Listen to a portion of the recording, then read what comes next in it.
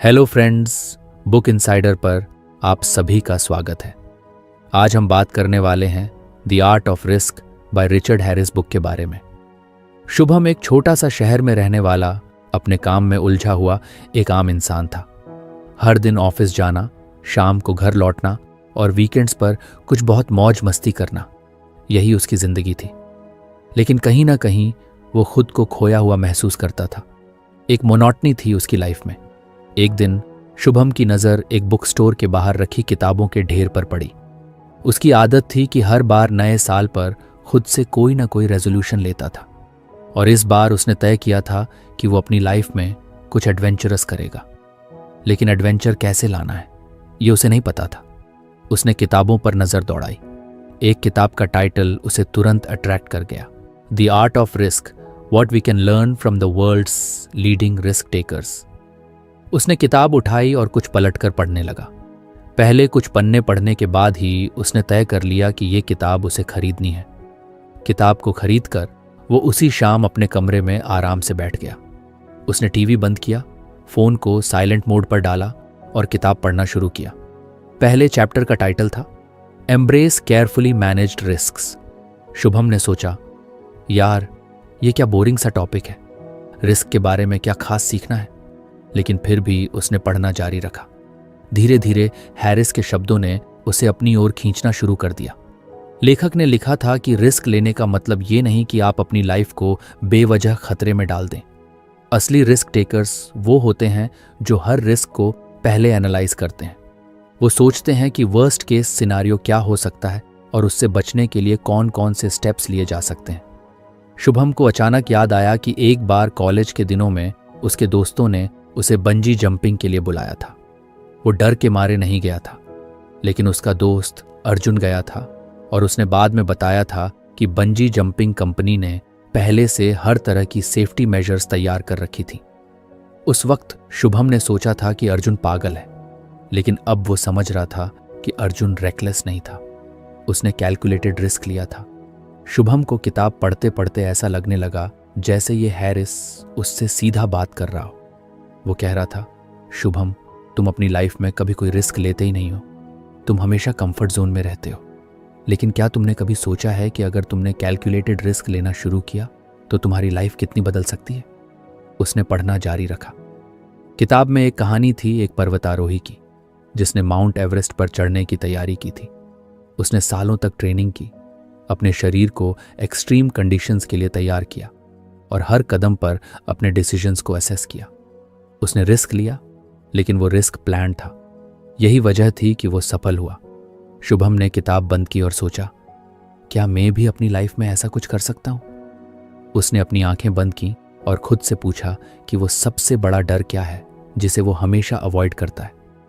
जवाब तुरंत आया, फेलियर। मैं हर चीज इसलिए अवॉइड करता हूं क्योंकि मुझे डर लगता है कि मैं फेल हो जाऊंगा। लेकिन हैरिस तो यही कह रहा है कि फेलियर से डरने के बजाय मुझे उसे एनालाइज करना चाहिए। मुझे सोचना चाहिए कि वर्स्ट केस सिनेरियो क्या हो सकता है। अगर मैं खुद को उसके लिए प्रिपेयर कर लूं तो शायद मैं जीत जाऊं। उसने उसी वक्त फैसला किया कि वो अपनी जिंदगी में एक छोटा लेकिन मीनिंगफुल रिस्क लेगा। लेकिन कौन सा? उसने अपनी डायरी निकाली और उन चीज़ों की लिस्ट बनानी शुरू की जो वो हमेशा करना चाहता था, लेकिन डर की वजह से कभी कर नहीं पाया। पहली चीज़ जो उसने लिखी वो थी अपना खुद का बिजनेस शुरू करना। शुभम को हमेशा से फोटोग्राफी का शौक था। वो सोचता था कि अगर वो फ्रीलांस फोटोग्राफर बने तो उसकी क्रिएटिविटी को एक नई उड़ान मिलेगी। लेकिन फिर उसके मन में सवाल आता, अगर क्लाइंट ना मिले तो, अगर मैं फेल हो गया तो, अगर मैं पैसे नहीं कमा पाया तो। लेकिन इस बार शुभम ने कुछ अलग किया। उसने अपनी लिस्ट के नीचे लिखा, what's the worst that could happen. उसने अपने वर्स्ट फियर्स लिखे। 1, क्लाइंट्स नहीं मिलेंगे। 2, फाइनेंशियली स्ट्रगल करना पड़ेगा। 3, लोग मजाक उड़ाएंगे। और फिर उसने हर फियर को एड्रेस करना शुरू किया।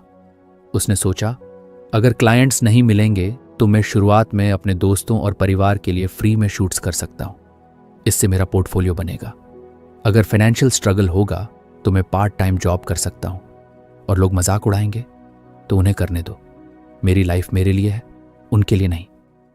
अब तक जो बातें सिर्फ उसकी सोच में थीं, वो पहली बार एक्शंस में बदलने लगी। अगले दिन उसने अपनी सेविंग्स से एक डिसेंट कैमरा खरीदा। वो कुछ डर रहा था, लेकिन हैरिस के शब्द उसे मोटिवेट कर रहे थे। Confidence comes from preparation. उसने अपने शहर के एक छोटे से गार्डन में जाकर प्रैक्टिस शुरू की। उसने नेचर शॉट्स ली, बच्चों की कैंडिड फोटोज खींची और धीरे धीरे उसे लगा कि फोटोग्राफी उसकी कॉलिंग है। कुछ हफ्तों बाद उसके एक दोस्त की शादी थी। दोस्त ने कैजुअली कहा, शुभम, हमारे शादी के फोटोग्राफर ने लास्ट मिनट पर मना कर दिया, क्या तुम हमारी कुछ पिक्चर्स ले सकते हो? शुभम ने एक पल के लिए सोचा कि मना कर दूं, लेकिन फिर उसने हैरिस की किताब का पहला लेसन याद किया, केयरफुली मैनेज्ड रिस्क्स को स्वीकार करें। उसने खुद से कहा, तैयारी मैंने की है, वर्स्ट केस सिनेरियो क्या है? अगर फोटोज अच्छी नहीं आई तो ये लोग मुझ पर चिल्लाएंगे, लेकिन कम से कम मुझे एक मौका मिलेगा सीखने का।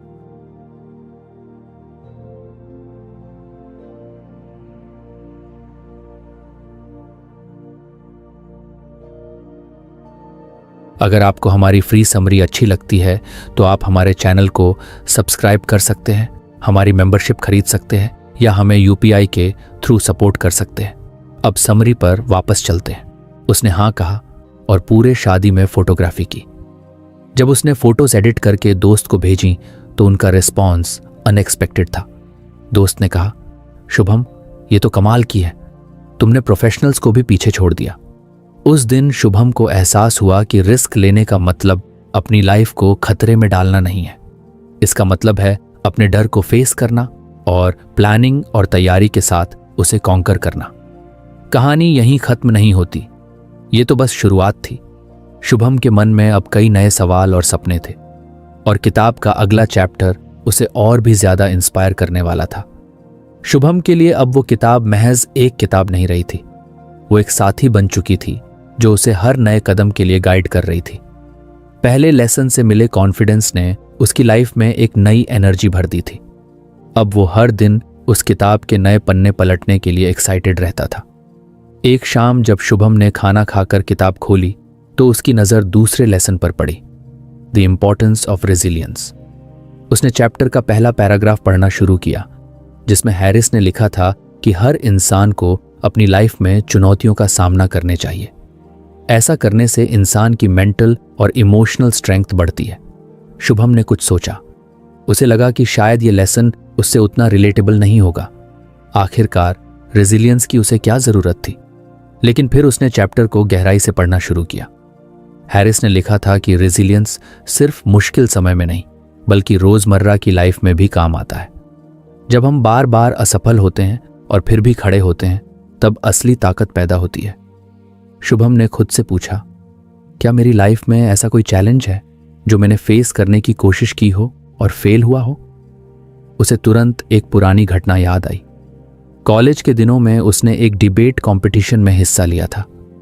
उसे अपनी बात पर पूरा भरोसा था, लेकिन जब वो स्टेज पर पहुंचा तो उसके पैर कांपने लगे, उसकी आवाज लड़खड़ाने लगी और वो अपनी पूरी स्पीच भूल गया। तब से उसने कभी भी पब्लिक स्पीकिंग की कोशिश नहीं की। उसे लगा कि वो इसके लिए बना ही नहीं है। लेकिन अब इस किताब ने उसकी सोच को कुछ बदल दिया था। उसने पढ़ा कि असफलताओं से भागने के बजाय हमें उनसे सीखने की कोशिश करनी चाहिए। ये हमारे आत्मविश्वास को बढ़ाती है। हैरिस ने एक पर्वतारोही की कहानी शेयर की थी, जिसने कई बार ऊंचाइयों पर चढ़ने की कोशिश की, लेकिन बार बार असफल हुआ। हर बार गिरने के बाद वो और मजबूत बनकर खड़ा हुआ और आखिरकार उसने चोटी पर पहुंचने का सपना पूरा किया। शुभम को लगा कि अगर वो ऐसा कर सकता है तो मैं क्यों नहीं। उसने अपनी डायरी में लिखा, 1. पब्लिक स्पीकिंग में अच्छा बनना है। 2. हर हफ्ते एक नया चैलेंज लेना है। अगले दिन ऑफिस में एक मीटिंग थी। शुभम हमेशा कोशिश करता था कि बॉस की नज़र उस पर न पड़े ताकि उसे कुछ बोलना न पड़े, लेकिन इस बार उसने खुद को चुनौती दी। जब बॉस ने पूछा कि कौन अपनी टीम का अपडेट देगा तो शुभम ने धीरे से हाथ उठा दिया। सभी उसे देखकर चौंक गए।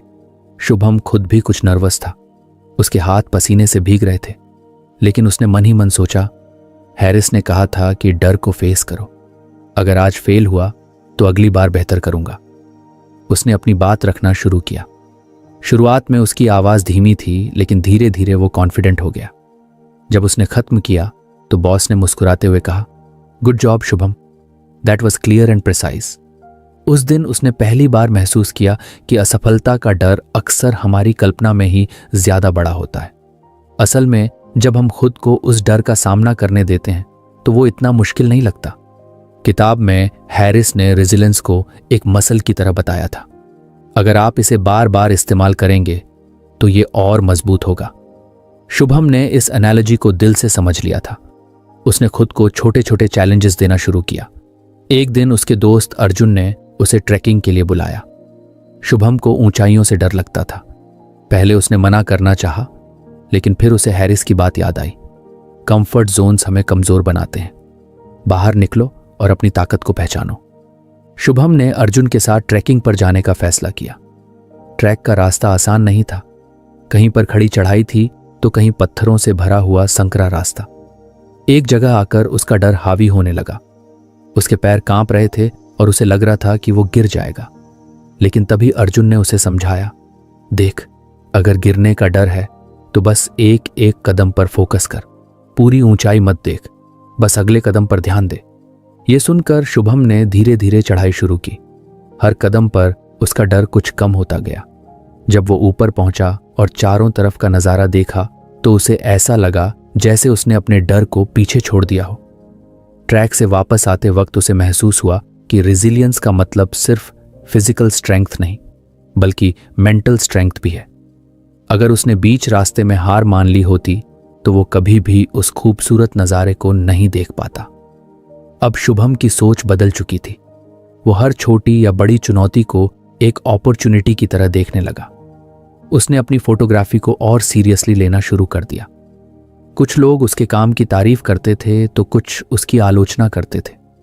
पहले वो आलोचना से परेशान हो जाता था, लेकिन अब वो इसे एक सीखने का मौका मानता था। कुछ महीनों बाद एक बड़ा फोटोग्राफी कॉन्टेस्ट हुआ। शुभम को लगा कि ये उसके लिए एक बेहतरीन मौका हो सकता है, लेकिन कंपटीशन में नामी फोटोग्राफर्स हिस्सा ले रहे थे। उसे लगा कि वो शायद उनके सामने टिक नहीं पाएगा। लेकिन फिर उसे हैरिस की किताब का दूसरा लेसन याद आया। सबसे बुरा यही होगा कि मेरा नाम लिस्ट में नहीं आएगा, लेकिन मैं जो सीखूंगा वो मुझे और आगे बढ़ाएगा। शुभम ने अपनी सबसे बेहतरीन फोटो भेजी। जब रिजल्ट आया तो उसका नाम विनर्स की लिस्ट में नहीं था। उसे कुछ निराशा हुई, लेकिन उसने हार मानने के बजाय उस कंपटीशन के जजों का फीडबैक मांगा। जब फीडबैक मिला तो उसने देखा कि उसकी फोटो में लाइटिंग और कॉम्पोजिशन में सुधार की जरूरत थी। उसने उसी दिन से उन चीजों पर काम करना शुरू किया। हर दिन प्रैक्टिस की। उसने छोटे छोटे लोकल इवेंट्स की फोटोग्राफी शुरू की और हर बार बेहतर होने की कोशिश की। किताब का ये लेसन अब उसकी जिंदगी का हिस्सा बन चुका था। उसने महसूस किया कि रेजिलियंस सिर्फ बड़ी असफलताओं के लिए नहीं, बल्कि हर रोज की छोटी छोटी चुनौतियों के लिए भी जरूरी है। कहानी अब यहां तक पहुंच चुकी थी कि शुभम हर दिन एक बेहतर वर्जन बनने की कोशिश कर रहा था, लेकिन हैरिस की किताब के बाकी लेसन्स भी उसे कुछ और सिखाने वाले थे। शुभम की लाइफ में अब जैसे एक नया अध्याय खुल चुका था। हर दिन वो खुद को कुछ और एक्सप्लोर करता। हर बार जब उसे किसी मुश्किल का सामना करना होता तो वो किताब का कोई ना कोई लेसन याद करता और उससे सीखने की कोशिश करता। अब वो किताब उसके लिए सिर्फ एक गाइड नहीं थी, बल्कि एक दोस्त बन चुकी थी। एक शाम जब ऑफिस से लौटते वक्त बारिश हो रही थी, शुभम ने सोचा कि आज वो किताब का तीसरा लेसन पढ़ेगा। घर पहुंचकर उसने गर्म चाय बनाई और अपने पसंदीदा कोने में बैठ गया। उसने किताब के तीसरे लेसन को पढ़ना शुरू किया, understanding the line between recklessness and courage. पहले पैराग्राफ में ही हैरिस ने एक सवाल पूछा था, क्या आपने कभी सोचा है कि आपकी लाइफ में ऐसी कौन सी चीजें हैं जिन्हें आप बिना सोचे समझे कर देते हैं, और कौन सी चीजें हैं जो आप डर की वजह से कभी करने की हिम्मत नहीं जुटा पाते? शुभम को यह सवाल काफी इंट्रीगिंग लगा। उसने खुद से पूछा, क्या मैं कभी रेकलेस रहा हूं, या फिर मैं हमेशा इतना कॉशियस रहता हूं कि करेज दिखाने का मौका ही नहीं देता? हैरिस ने लिखा था कि करेज और रेकलेसनेस के बीच बहुत बारीक रेखा होती है।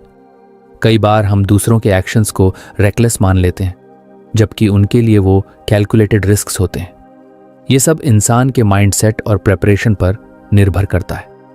शुभम को अचानक अपने दोस्त अर्जुन की याद आई। अर्जुन वही था जिसने उसे ट्रैकिंग पर ले जाने की जिद की थी। अर्जुन अक्सर हाई रिस्क एडवेंचर्स करता रहता था, paragliding, sky diving, scuba diving. Shubham को हमेशा लगता था कि अर्जुन बेवजह अपनी जान खतरे में डालता है, लेकिन अब उसे एहसास हुआ कि शायद अर्जुन रेकलेस नहीं था, बल्कि वो करेजसली अपनी बाउंड्रीज एक्सप्लोर कर रहा था। इस थॉट ने शुभम को अपने एक्शंस को रीथिंक करने पर मजबूर कर दिया। उसने सोचा, मैं अपने डर को कवर अप करने के लिए दूसरों के करेज को रेकलेसनेस मानता हूं, लेकिन सच ये है कि मैं खुद कभी अपनी लिमिट्स को पुश करने की कोशिश ही नहीं करता। अगले कुछ दिन शुभम ने इंट्रोस्पेक्शन में बिताए। उसने अपनी डायरी में 2 कॉलम बनाए। पहले कॉलम का नाम था things I avoid because of fear और दूसरे का things I do without thinking. पहले कॉलम में उसने लिखा 1 ऊंचाई, 2 पब्लिक स्पीकिंग, 3 अपना बिजनेस शुरू करना। दूसरे कॉलम में उसने लिखा 1 हर बार इम्पल्सिव डिसीजंस लेना, 2 कभी कभी बिना सोचे पैसे खर्च करना, 3 कुछ चीजें सिर्फ इसलिए करना क्योंकि दूसरे लोग कर रहे हैं। शुभम ने देखा कि उसकी जिंदगी का बड़ा हिस्सा या तो डर से चल रहा था या फिर बिना सोचे समझे लिए गए डिसीजंस से। वो नाइदर कैलकुलेटेड रिस्क्स ले रहा था, न ही करेजसली अपनी लाइफ को एक्सप्लोर कर रहा था। किताब में हैरिस ने एक कहानी शेयर की थी एक स्टंट पायलट की। वो पायलट हर दिन अपनी जान को खतरे में डालता था, लेकिन हर स्टंट से पहले वो मेटिकुलस प्लानिंग करता था। वो हर एंगल, विंड स्पीड और इमरजेंसी लैंडिंग ऑप्शंस को एनालाइज करता था। लोगों को उसके स्टंट्स रेकलेस लगते थे, लेकिन असल में वो हर चीज को पहले से कैलकुलेट कर चुका होता था। शुभम को इस कहानी से काफी कुछ समझ में आया। उसने सोचा कि उसे भी अपनी लाइफ में करेज और रेकलेसनेस के बीच का फर्क समझना होगा। उसे अपनी बाउंड्रीज को एक्सप्लोर करना होगा, लेकिन पूरी प्लानिंग के साथ। इस थॉट को एक्शन में बदलने का पहला मौका उसे उसी हफ्ते मिला। ऑफिस में उसकी टीम को एक नई प्रोजेक्ट में काम करने के लिए कहा गया। प्रोजेक्ट का लीड बनने का मौका था, लेकिन इसके लिए काफी रिस्क भी था। अगर प्रोजेक्ट फेल हो जाता तो पूरी टीम को नुकसान होता। शुभम ने पहले सोचा कि यह काम किसी और को करने देना चाहिए, लेकिन फिर उसने खुद से कहा, क्या यह डर मुझे पीछे खींच रहा है? क्या मैं इसे रेकलेस डिसीजन मान रहा हूं, जबकि यह एक कैलकुलेटेड रिस्क हो सकता है? उसने इस बार प्रोजेक्ट लीड बनने का फैसला किया। उसने अपनी टीम के साथ मिलकर पूरी प्लानिंग की, हर छोटे बड़े खतरे को असेस किया, और जब प्रोजेक्ट शुरू हुआ तो उसकी मेहनत साफ झलक रही थी। शुरुआत में कई चैलेंजेस आए। कुछ लोग उसके डिसीजन से सहमत नहीं थे, लेकिन शुभम ने हर फीडबैक को काल्मली लिया और चीजों को एडजस्ट किया। आखिरकार वो प्रोजेक्ट समय पर पूरा हुआ और कंपनी को अच्छा प्रॉफिट भी हुआ। उस दिन शुभम ने सीखा कि करेज का मतलब सिर्फ बड़ा रिस्क लेना नहीं होता। इसका मतलब होता है अपने डर को समझना, अपनी ताकत को पहचानना और एक इन्फॉर्म्ड डिसीजन लेना। लेकिन कहानी यहीं खत्म नहीं हुई। एक दिन अर्जुन ने उसे फिर से बुलाया। इस बार प्लान था स्काई डाइविंग का। शुभम का दिल तेजी से धड़कने लगा। हाइट्स का डर उसके अंदर अभी भी था।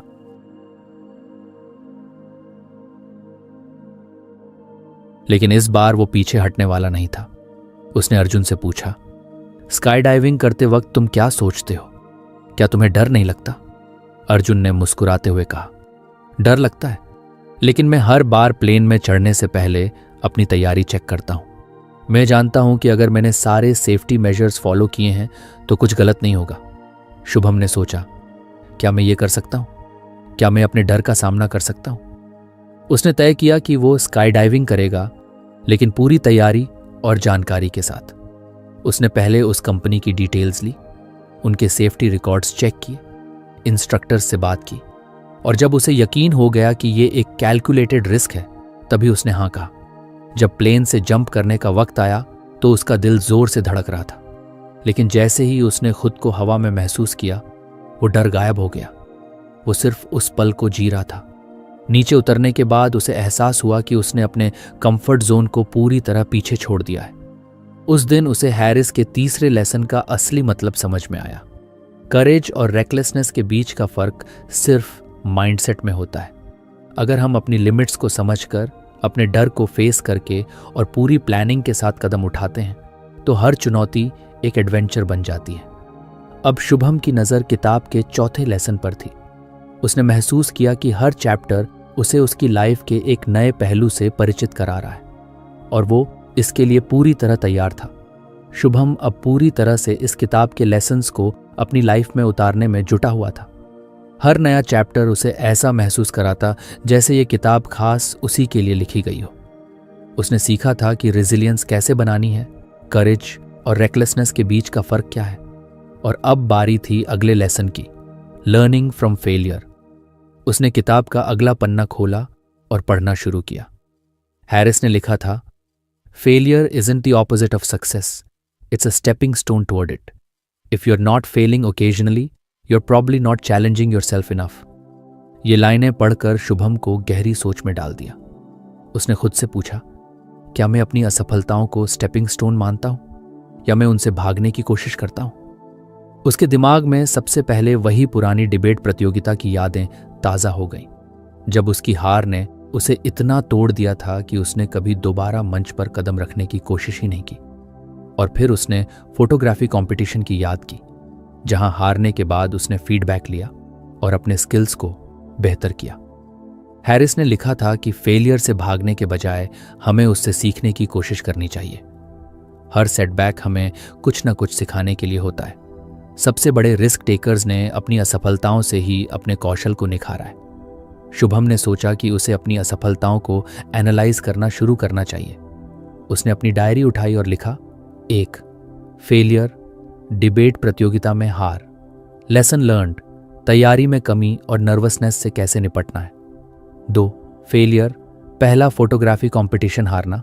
लेसन लर्न्ड, लाइटिंग और कॉम्पोजिशन में सुधार करना।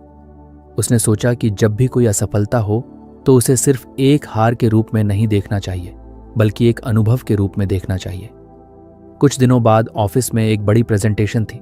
शुभम को इसे तैयार करने और डिलीवर करने की जिम्मेदारी मिली। उसने पहले बहुत मेहनत से स्लाइड्स बनाई और अपने पॉइंट्स को ऑर्गेनाइज किया, लेकिन प्रेजेंटेशन के दिन प्रोजेक्टर में कुछ गड़बड़ी हो गई और आधी स्लाइड्स प्रॉपर्ली डिस्प्ले नहीं हुई। इसने शुभम की रिदम बिगाड़ दी और उसका कॉन्फिडेंस भी हिल गया। प्रेजेंटेशन के बाद बॉस ने उसकी कोशिशों की तारीफ तो की, लेकिन कुछ की पॉइंट्स मिस होने की वजह से प्रोजेक्ट को इमीडिएट अप्रूवल नहीं मिला। शुभम को बहुत बुरा लगा। उसे लगा कि उसने अपनी टीम को निराश कर दिया।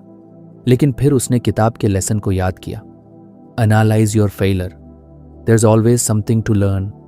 उसने खुद से सवाल किया, गलती कहाँ हुई? उसने रियलाइज किया कि उसने टेक्निकल एस्पेक्ट्स पर ध्यान नहीं दिया था। अगर उसने पहले प्रोजेक्टर की टेस्टिंग की होती तो यह समस्या नहीं आती। उसने तुरंत एक नोट बनाया, अगली बार कोई भी प्रेजेंटेशन हो तो पहले टेक सेटअप को चेक करना, हमेशा बैकअप प्लान रखना। इस छोटे से फेलियर ने उसे एक बड़ा सबक सिखा दिया था। उसने तय किया कि वो अब अपनी गलतियों को इग्नोर नहीं करेगा, बल्कि उन्हें इम्प्रूव करने का मौका मानेगा। किताब में हैरिस ने एक माउंटेन क्लाइंबर की कहानी लिखी थी। उस क्लाइंबर ने एक बार बिना सही प्लानिंग के एक ऊंची चोटी पर चढ़ने की कोशिश की और नीचे गिर गया। उस हादसे के बाद उसने कभी हार नहीं मानी। उसने अपनी प्लानिंग और गियर पर ध्यान दिया और अपनी स्ट्रैटेजी बदली। कुछ महीनों बाद उसने उसी चोटी पर चढ़ाई की और सफल हुआ। हैरिस ने लिखा था, failure doesn't define you, how you respond to it does. Shubham को यह बात अंदर तक छू गई। उसने सोचा, अगर उस क्लाइंबर ने हार मान ली होती तो क्या वो कभी उस चोटी पर चढ़ पाता? शुभम ने अपनी फोटोग्राफी को भी इसी नजरिए से देखना शुरू किया। उसने लोकल एग्जीबिशंस में अपनी तस्वीरें लगानी शुरू की। एक एग्जीबिशन में एक व्यक्ति ने उसकी तस्वीर की आलोचना की और कहा, यह कॉम्पोजिशन कुछ वीक है, बैकग्राउंड ज्यादा डिस्ट्रैक्ट कर रहा है। पहले शुभम को कुछ बुरा लगा, लेकिन फिर उसने उस क्रिटिसिज्म को पॉजिटिवली लिया। उसने अगले हफ्ते सिर्फ कॉम्पोजिशन पर काम किया। उसने कई बार फेल किया, लेकिन हर बार उससे कुछ नया सीखा। धीरे धीरे उसकी तस्वीरें और बेहतर होने लगीं।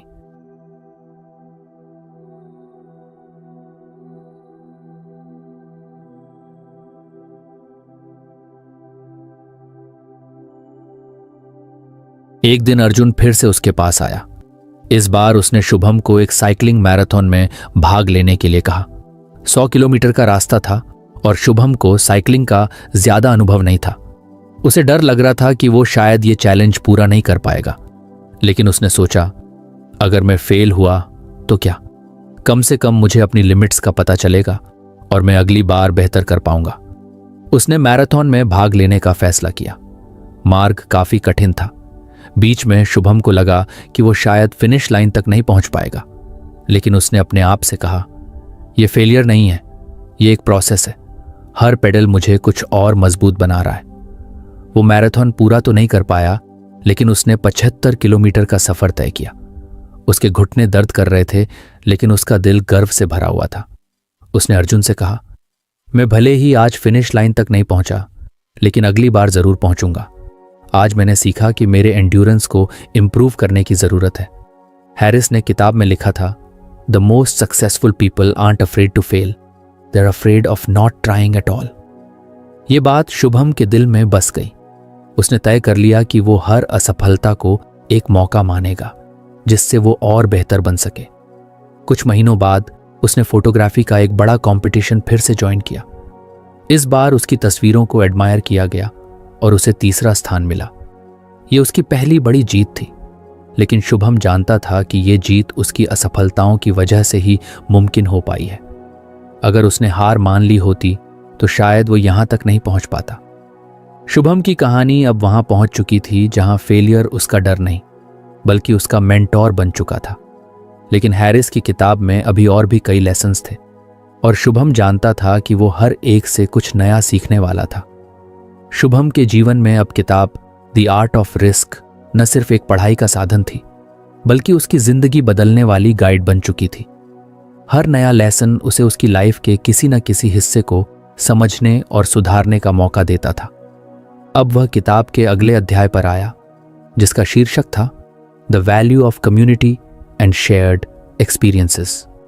इस अध्याय की शुरुआत एक पंक्ति से होती थी, जो शुभम को सीधे दिल में लगी। कोई अकेले सफल नहीं होता। बिहाइंड एवरी ग्रेट एडवेंचरर और risk taker is a strong community that lifts them up. Shubham ने गहरी सांस ली और सोचा, क्या मेरी जिंदगी में ऐसी कोई कम्युनिटी है?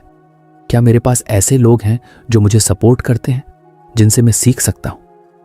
किताब में हैरिस ने कई रिस्क टेकर्स की कहानियां साझा की थीं, जिन्होंने अपने अनुभव साझा करके न केवल दूसरों की मदद की, बल्कि खुद को भी बेहतर बनाया।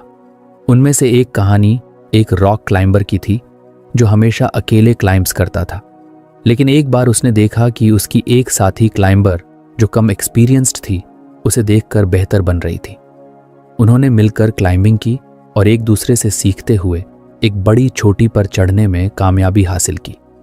शुभम को यह कहानी बहुत रिलेटेबल लगी। उसने महसूस किया कि वह हमेशा अपने चैलेंजेस अकेले ही फेस करने की कोशिश करता है, चाहे वो ऑफिस की समस्या हो, फोटोग्राफी का कोई प्रोजेक्ट हो, या लाइफ के किसी और पहलू का डर। उसे एहसास हुआ कि शायद वह दूसरों की मदद लेने से कतराता है। उस दिन उसने तय किया कि अब वह अपने आसपास के लोगों से जुड़ने की कोशिश करेगा। उसने अपने फोटोग्राफी ग्रुप में ज्यादा एक्टिवली पार्टिसिपेट करना शुरू किया। वहां उसने कई नए लोगों से मुलाकात की, जिनके पास अलग अलग पर्सपेक्टिव्स और टेक्निक्स थीं।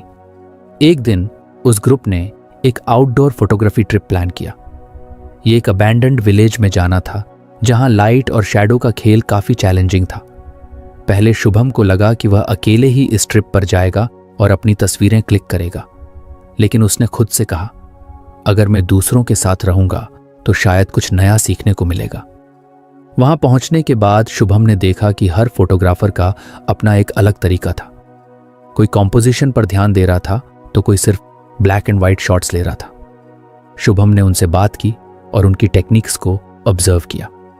उसने महसूस किया कि उनके साथ काम करने से उसकी खुद की सोच और फोटोग्राफी स्टाइल में काफी सुधार हो सकता है। उस दिन एक सीनियर फोटोग्राफर ने उसे एक छोटी सी सलाह दी। कभी कभी तस्वीर में इम्परफेक्शन ही उसे खास बनाती है। हर बार सिमेट्री या परफेक्शन के पीछे मत भागो। यह सुनकर शुभम के दिमाग में एक नया पर्सपेक्टिव आया। उसने उस दिन कुछ इम्परफेक्ट लेकिन पावरफुल तस्वीरें क्लिक की, जो बाद में काफी सराही गईं। हैरिस ने किताब में लिखा था, a community isn't just a safety net, it's a source of inspiration and growth. ये लाइन शुभम के दिमाग में बार बार गूंज रही थी। उसने महसूस किया कि उसकी लाइफ में सिर्फ प्रोफेशनल कम्युनिटी ही नहीं, बल्कि पर्सनल सपोर्ट सिस्टम भी जरूरी है। उसने अपने दोस्तों के साथ ज्यादा वक्त बिताना शुरू किया। अर्जुन के साथ उसने अपने डर और फेलियर्स पर खुलकर बात की। अर्जुन ने उसे अपनी कुछ असफलताओं के बारे में बताया और कहा, शुभम, तुम्हें पता है, मैं भी हर बार सक्सेसफुल नहीं होता, लेकिन जब मेरे पास मेरे दोस्तों का सपोर्ट होता है तो हर फेलियर मुझे कम दर्द देता है। शुभम ने सोचा कि वह हमेशा अपनी समस्याओं को अकेले ही हल करने की कोशिश करता रहा है, लेकिन शायद ये वक्त था कि वह दूसरों को अपनी लाइफ में शामिल करे। कुछ हफ्तों बाद ऑफिस में एक नया प्रोजेक्ट आया। ये एक कोलैबोरेटिव प्रोजेक्ट था जिसमें कई डिपार्टमेंट्स को साथ मिलकर काम करना था। शुभम को इसमें टीम का हिस्सा बनाया गया। पहले वह कुछ हेजिटेंट था क्योंकि वह अक्सर सोलो काम करने का आदी था, लेकिन इस बार उसने कॉन्शियसली टीम में घुलने मिलने की कोशिश की। उसने महसूस किया कि हर कोई अपनी अपनी स्ट्रेंथ लेकर आया था। कोई नंबर्स में अच्छा था तो कोई क्रिएटिव आइडियाज में। शुभम ने देखा कि टीम के साथ काम करने से न सिर्फ उसका काम आसान हुआ, बल्कि उसे अपने वीकनेसेस पर भी काम करने का मौका मिला। प्रोजेक्ट खत्म होने के बाद शुभम को बॉस ने बुलाकर कहा, इस बार टीम वर्क की वजह से हमारा प्रोजेक्ट इतना स्मूथ चला। शुभम, तुमने टीम को जोड़े रखने में अहम भूमिका निभाई। उसने महसूस किया कि अकेले काम करना उसे शायद इतना प्रोडक्टिव और इम्पैक्टफुल नहीं बना पाता। किताब में हैरिस ने एक और महत्वपूर्ण बात कही थी, shared experiences create stronger bonds. Shubham ने इसे अपनी लाइफ में अप्लाई करने का फैसला किया। उसने अर्जुन के साथ वीकेंड ट्रैक्स शुरू किए। उनके साथ और लोग भी जुड़ने लगे। हर ट्रैक पर कोई ना कोई नई समस्या आती जिसे वे मिलकर हल करते। एक बार वे एक कठिन रास्ते पर फंस गए। बारिश शुरू हो गई थी और उन्हें नहीं पता था कि आगे का रास्ता कैसे तय करना है। अर्जुन ने सबको काल्म किया और टीम के साथ मिलकर आगे का रास्ता तय किया। उस दिन शुभम ने सीखा कि जब लोग एक साथ आते हैं तो किसी भी मुश्किल का हल निकाला जा सकता है। धीरे धीरे शुभम की जिंदगी में एक बड़ा बदलाव आने लगा। उसने महसूस किया कि वह अब ज्यादा कॉन्फिडेंट, ओपन और कनेक्टेड महसूस कर रहा है। एक दिन जब वह अपने फोटोग्राफी ग्रुप के साथ बैठा था तो किसी ने उससे पूछा, शुभम, तुम्हारी फोटोग्राफी में अब एक अलग डेप्थ क्यों नजर आती है? शुभम ने मुस्कुराकर जवाब दिया, क्योंकि अब मैं अकेले नहीं सीखता, मैं दूसरों के साथ सीखता हूं। उनकी कहानियां, उनके अनुभव मेरी तस्वीरों में झलकते हैं। उस दिन उसे हैरिस के इस लेसन का असली मतलब समझ में आया। कम्युनिटी सिर्फ एक सपोर्ट सिस्टम नहीं होती, ये एक मिरर होती है जो हमें हमारी असली क्षमता दिखाती है। अब शुभम अगले लेसन को पढ़ने के लिए तैयार था। उसे पता था कि यह किताब उसे हर बार एक नई दिशा दिखाएगी और उसकी जिंदगी को और बेहतर बनाएगी। शुभम की जिंदगी अब पूरी तरह से बदल चुकी थी। हर नए दिन के साथ वह खुद को बेहतर और मजबूत महसूस करता था। किताब द आर्ट ऑफ रिस्क का हर लेसन उसकी जिंदगी में नई रोशनी लेकर आ रहा था।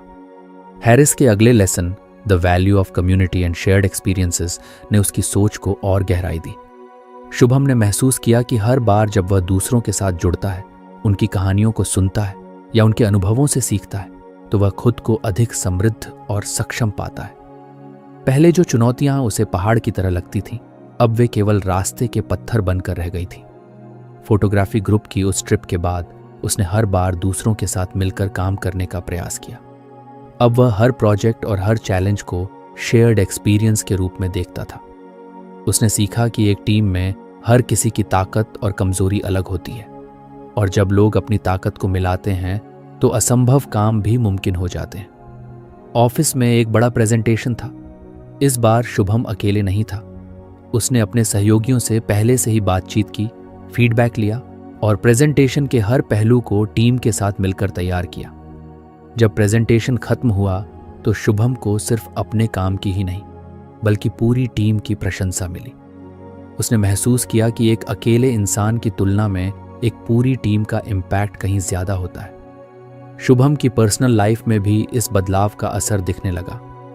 अर्जुन के साथ वीकेंड ट्रैक्स अब उनकी दोस्ती को और गहरा कर रहे थे। हर ट्रैक पर वे मिलकर छोटी बड़ी समस्याओं का समाधान निकालते। एक बार जब उनके साथ एक नया सदस्य जुड़ा जिसने पहली बार ट्रैकिंग की थी, तो अर्जुन और शुभम ने उसे रास्ता दिखाने और हिम्मत देने में मदद की। उस दिन शुभम को महसूस हुआ कि सिर्फ सीखना ही नहीं, दूसरों को सिखाना और सपोर्ट करना भी उतना ही महत्वपूर्ण है। हैरिस ने लिखा था, Shared experiences create not just memories, but lessons that last a lifetime. Shubham अब इन शब्दों को पूरी तरह समझ चुका था। एक दिन जब शुभम अपने पुराने दिनों के बारे में सोच रहा था तो उसे याद आया कि वह पहले खुद को कितना अकेला महसूस करता था। हर समस्या को अकेले सुलझाने की कोशिश करता था, हर डर को अपने तक सीमित रखता था। लेकिन अब उसकी जिंदगी में एक कम्युनिटी थी, चाहे वह ऑफिस के साथी हों, फोटोग्राफी ग्रुप के सदस्य हों या अर्जुन जैसा सच्चा दोस्त। उसने सोचा, अगर मैंने कभी इन लोगों को अपनी लाइफ में आने का मौका नहीं दिया होता तो शायद मैं अभी भी वहीं खड़ा होता, कंफ्यूज्ड, स्केर्ड और आइसोलेटेड। शुभम ने हैरिस की किताब के इस लेसन को अपने जीवन का एक अहम हिस्सा बना लिया। उसने तय किया कि अब वह सिर्फ खुद के लिए नहीं बल्कि अपने आसपास के लोगों के साथ मिलकर आगे बढ़ेगा। उसने सीखा कि कम्युनिटी का मतलब सिर्फ सपोर्ट लेना नहीं है बल्कि दूसरों को सपोर्ट देना भी है।